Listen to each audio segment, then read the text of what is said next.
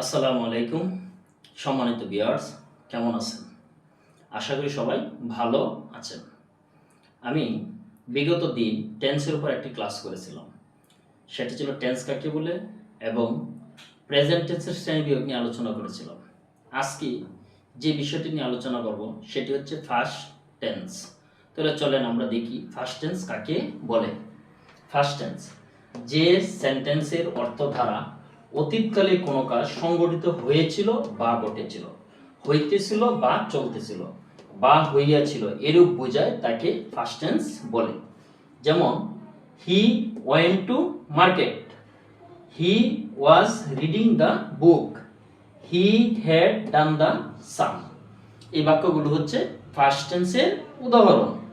First tense কত প্রকার? ইহা 4 প্রকার।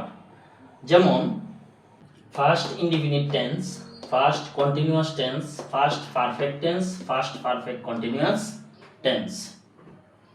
এখন আমরা জানব ফার্স্ট ইনডিফিনিট টেন্স কাকে বলে। ফার্স্ট ইনডিফিনিট টেন্স কাকে বলে? যে সেন্টেন্সের অর্থ দ্বারা অতীতকালে কোনো কাজ সংঘটিত হয়েছিল বা ঘটেছিল এরূপ বোঝায় তাকে ফার্স্ট ইনডিফিনিট টেন্স বলে। যেমন I did the work, he went to Dhaka, we played cricket in the field. Bottom subject plus verb এর past form plus object plus extension. তাহলে গঠন কি? সাবজেক্ট, সাবজেক্টের উপরে ভার্বের first form plus object plus extension. বাংলায় চিনিবার উপায়। বাংলা ক্রিয়ার শেষে ছিল, ছিলে, ছিলেন, ছিলাম ইত্যাদি থাকবে। যেমন আমি বইটি পড়েছিলাম। এখন লক্ষ্য করেন বাংলা ক্রিয়া শেষে কি আছে? ছিলাম আছে। তাহলে আমি, সাবজেক্ট কি? I. Read, read, read, read, I read the book. সে কাজটি করেছিল। এখন লক্ষ্য করেন ছিল, তাহলে সাবজেক্ট কি? সে, সে মানে হি। করা ইংলিশ কি? ডো, ডোর ফার্স্ট পার্টিসিপল কি? ফার্স্ট ফর্ম হচ্ছে ডিড। তাহলে হি ডিড দ্য ওয়ার্ক। আমরা বাগানটি তৈরি করেছিলাম। বাংলা ক্রিয়ার শেষে কি আছে? ছিলাম। তাহলে আমরা, সাবজেক্ট হচ্ছে কি? উই। মেক, তৈরি করা কি? মেক। মেকের ফার্স্ট ফর্ম হচ্ছে made. We made the garden. তাহলে এভাবে বাংলা ক্রিয়ার শেষে যখন ছিল, ছিলে, ছিলাম থাকবে সেই গঠন অনুসারে করতে হবে, অর্থাৎ সাবজেক্ট প্লাস ভার্বের first form plus object plus extension. আমরা 2 নম্বর জানবো ফার্স্ট কন্টিনিউয়াস টেন্স। যে সেন্টেন্স এর অর্থ দ্বারা অতীতকালে কোনো কাজ হইতেছিল বা চলতেছিল এরূপ বোঝায় তাকে ফার্স্ট কন্টিনিউয়াস টেন্স বলে। গঠন subject plus was oblique were plus মূল ভার্বের সাথে আইএনজি যোগ plus object plus extension. Bangla চিনিবার উপায়। বাংলা ক্রিয়ার শেষে তেছিল, তেছিলে, তেছিলেন, তেছিলাম ইত্যাদি থাকবে। যেমন আমি কবিতাটি লিখতেছিলাম। এখানে দেখেন বাংলা ক্রিয়ার শেষে কি আছে? ছিলাম। তাহলে নিয়ম অনুসারে সাবজেক্ট হচ্ছে আই, আমি লিখবো আই। এরপরে কি?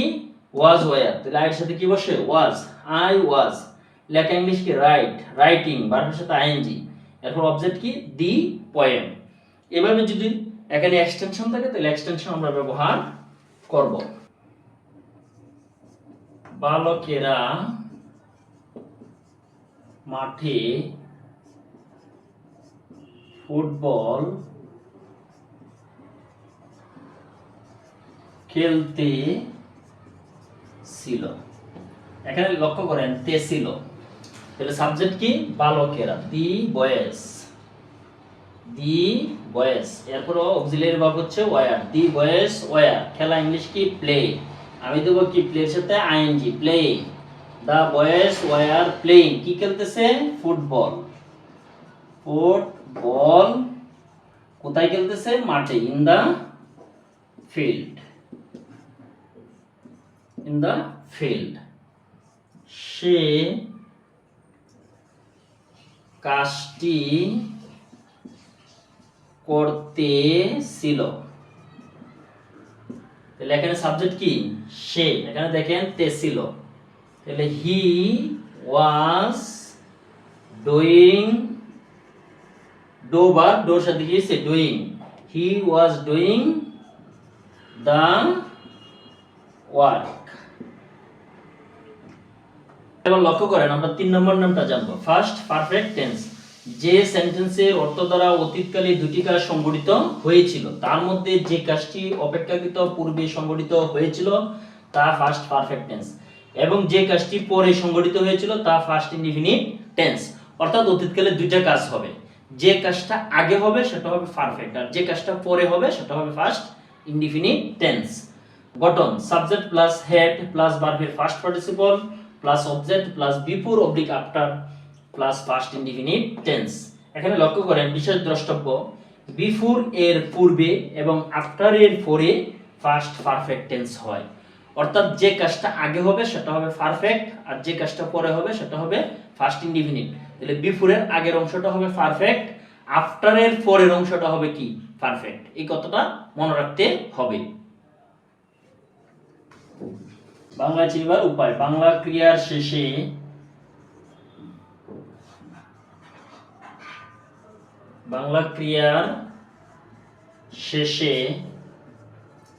আসিল,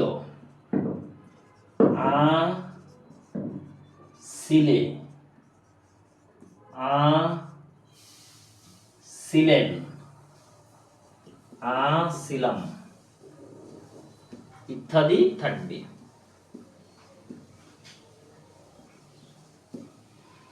তাহলে লক্ষ্য করেন বাংলায় চিনবার উপায়টা কি? বাংলা ক্রিয়ার শেষে আসিল, আসিলে, আসিলেন, আসিলাম ইত্যাদি থাকবে। যেমন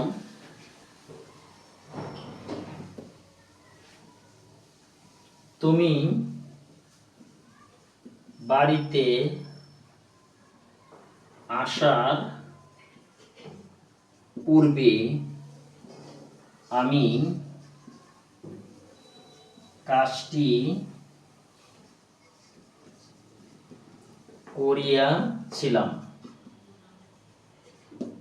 তাহলে এখানে দুইটা কাজ, তুমি বাড়িতে আসার পূর্বে আমি কাজটি করেছিলাম। তাহলে কোন কাজটা আগে?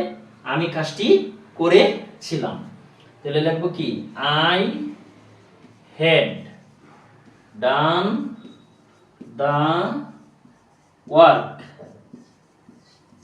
বিফোর, তুমি বাড়িতে আসা, তাহলে before you came at home.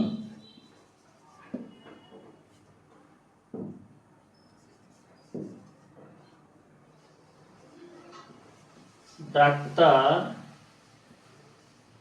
আসার পর রোগীটি মারা গেল। তাহলে এখানে লক্ষ্য করেন ডাক্তার আসার পর রোগীটি মারা গেল। তাহলে কি করছে? ডাক্তার আগে আসছেন, রোগী পরে। ডাক্তার আসার পর রোগীটি মারা গেল, এরপর ডাক্তার আসার পরে কি করছে? রোগীটি মারা গেছে। তাহলে কোনটা আগে? ডাক্তার আগে আসছেন, এরপরে রোগী মারা গেছেন। তাহলে আমরা লিখব দি patient died after the doctor had come. তাহলে আফটার এর পরে কি হলো, দা ডক্টর হ্যাড কাম, তাহলে আফটার এর পরে কি হলো, ফার্স্ট পারফেক্ট টেন্স, আর আফটার আগের অংশটা হচ্ছে first indefinite tense. Same before এর আগের অংশটা হচ্ছে পারফেক্ট, আর বিফোর এর পরের অংশ হচ্ছে কি ফার্স্ট ইনডিফিনিট টেন্স। এবার দেখেন 4 number, first perfect continuous tense. যে সেন্টেন্সের অর্থ দ্বারা অতীতকালে দুইটি কাজ সংঘটিত হয়েছিল, তার মধ্যে অতীতকালে দুটি কাজ সংঘটিত হয়েছিল, তার মধ্যে যে কাজটি অপেক্ষাকৃত দীর্ঘ সময় ধরে হইতেছিল বা চলতেছিল তা ফার্স্ট পারফেক্ট কন্টিনিউয়াস টেন্স, এবং যে কাজটি পরে সংঘটিত হয়েছিল তা ফার্স্ট ইনডিফিনিট টেন্স। অর্থাৎ অতীতকালে দুইটা কাজ সংঘটিত হবে, যে কাজটা দীর্ঘ সময় ধরে হবে সেটা হবে কি ফার্স্ট পারফেক্ট কন্টিনিউয়াস টেন্স, আর যে কাজটা পরে সংঘটিত হবে সেটা হবে ফার্স্ট ইনডিফিনিট টেন্স। গঠন subject plus had been plus মূল ভার্বের সাথে আইএনজি যোগ plus object plus for plus time plus before plus first indefinite tense. বাংলায় চিনিবার উপায়, বাংলা ক্রিয়ার শেষে তেছিল, তেছিলে, তেছিলেন, তেছিলাম ইত্যাদি থাকবে, ইত্যাদি থাকবে, এবং এবং সময়ের উল্লেখ থাকবে, এবং সময়ের উল্লেখ থাকবে। তাহলে বাংলা ক্রিয়ার শেষে কি তেছিল, তেছিলে, তেছিলে, তেছিলাম ইত্যাদি থাকবে, এবং সময়ের উল্লেখ থাকবে। এখানেই পার্থক্য, অর্থাৎ সময়ের উল্লেখ থাকলে ফার্স্ট পারফেক্ট কন্টিনিউয়াস টেন্স, আর সময়ের উল্লেখ না থাকলে ফার্স্ট কন্টিনিউয়াস টেন্স। যেমন তুমি ঢাকা যাওয়ার পূর্বে আমি এক ঘন্টা যাবত বইটি লিখতেছিলাম, তাহলে কি I had been writing the book for an hour before you went to Dhaka.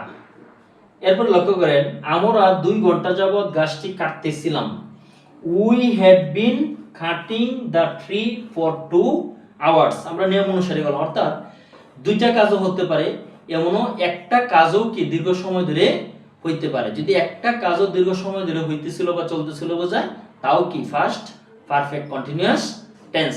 আশা করি আপনারা ফার্স্ট টেন্সের শ্রেণী বিভাগ ভালোভাবে বুঝতে পেরেছেন। আমি আরেকটি ক্লাস করব যেটা হচ্ছে ফিউচার টেন্স নিয়ে, সেই ক্লাসটিও আপনারা দেখবেন, এবং বিগত দিনের ক্লাস, আজকের ক্লাস এবং পরবর্তী যে ক্লাসটি দেব, যদি ওই ক্লাসটি দেখেন তাহলে আপনাদের টেন্স নিয়ে আর কোনো সমস্যা হবে না। সবাইকে ধন্যবাদ, এখানেই শেষ করছি।